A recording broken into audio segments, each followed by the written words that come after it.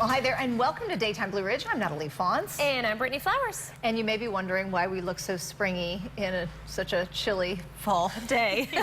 Yeah.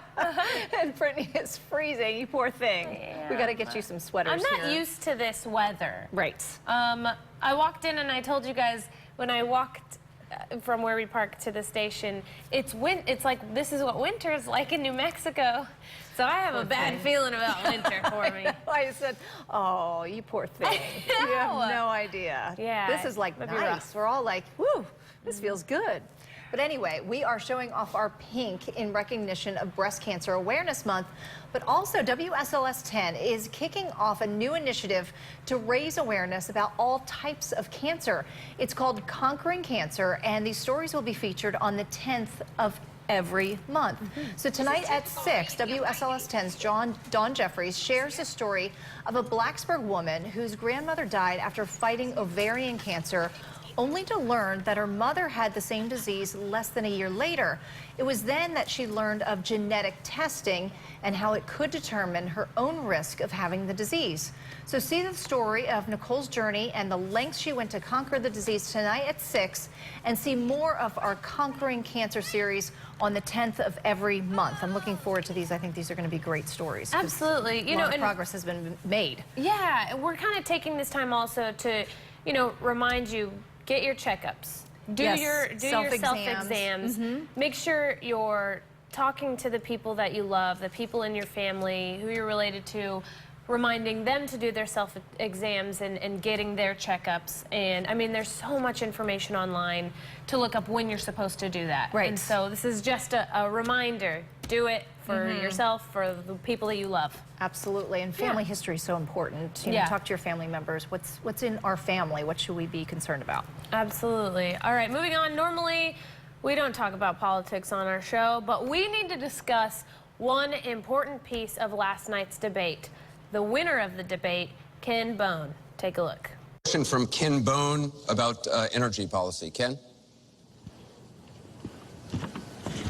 What steps will your energy policy take to meet our energy needs, while at the same time remaining environmentally friendly and minimizing job loss for fossil power plant workers? That's it. Isn't he amazing? Okay, so this is Ken Bone. He instantly became a top trending topic on Twitter with more than 95,000 tweets. I'm sure it's more than 100,000 tweets now. Now, he was also among the most talked about topics on Facebook. I was just on Facebook not that long ago. He's still up there trending. And while people were busy arguing politics, the one thing everyone seemed to agree on was that they liked Ken Bone. That's it.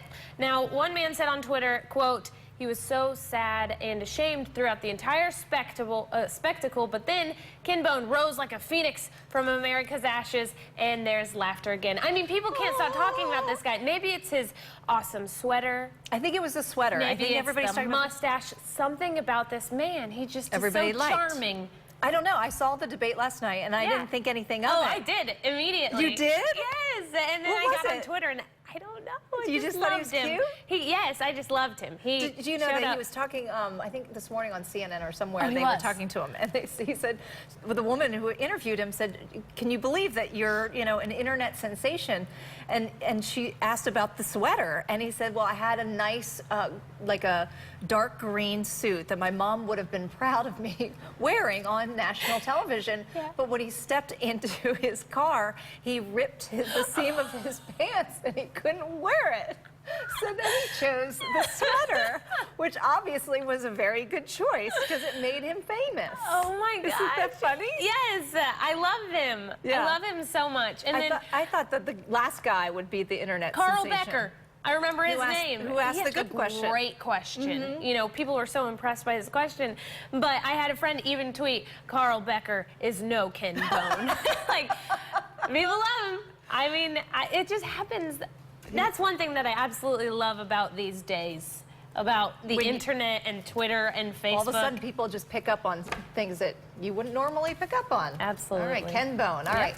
A new study reveals a course young Americans wish they had taken in school, and that is Money 101. Yes. So a Bank of America and USA Today report says a majority of 18 to 26-year-olds say they regret not learning more about personal finance before venturing out on their own. Just 31% said high school did a good job of teaching them good financial habits, while less than half said college did a good job preparing them on money matters. I think it's because, you know, when you go to college, I don't know if you had this experience, but when you go to college, they have all those people sitting out saying, hey, do you want to sign up for a credit card? And all of a sudden you go, yeah, I want a credit card. I learned that lesson in high school because I did it. And then my mom was not so happy about that. She found out later. I didn't know, I didn't know what a credit card was. I was like, here, take my credit card. And then, you know, of course, this bill comes in, and my mom was not happy. So, yes, Money 101, I will take it. I also wish, I took home ec in high school. But I wish I would have learned more about cooking, car. We were talking about cars. Yeah. And also being polite. Manners. That should be a class. A class should be Manners 101, especially when you're driving. Okay, I digress.